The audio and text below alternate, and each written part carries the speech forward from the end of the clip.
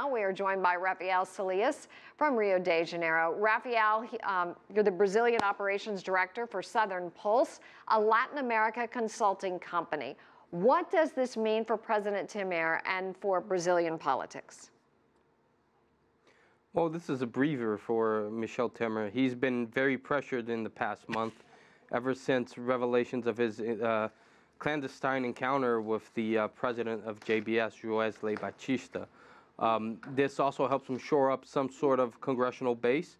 His congressional base was threatening to flee into the wind, and the positive outcome in the TSC helps him keep a simulacre of a congressional base that will help push whatever reforms he's able to push.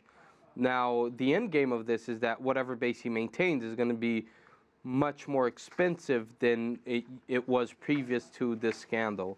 So pork and barrel politics is going to come ever more to the forefront of what the Brazilian presidency is about.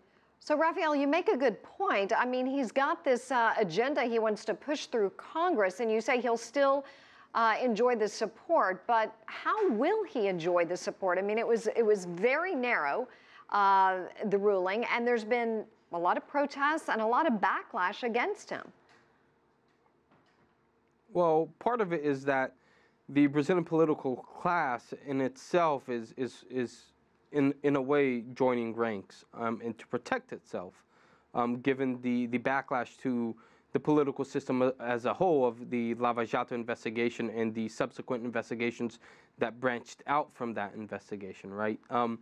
As a result, Temer was put in power not only to push these reforms, to push this pro-market agenda, but also to help stall, if not end, Lava Jato completely. Now, a good thing to keep in mind here is that the narrative post the TSC decision is that Temer is about to launch a full-fledged attack on Lava Jato, and that's something that the political class is very happy to hear. With that said, his support in Congress is not what it used to be. Major allies are fickle, such as the PSDB party. Smaller parties are charging more for their support.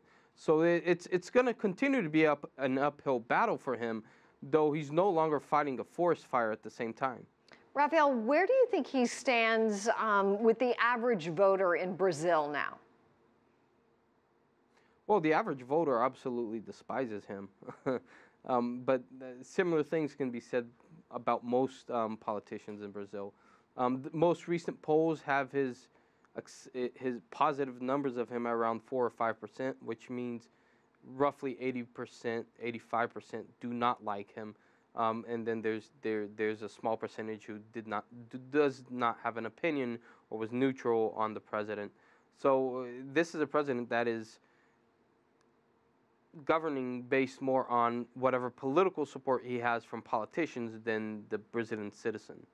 Well, Rafael Saliés, we certainly appreciate your time. Thank you for joining us.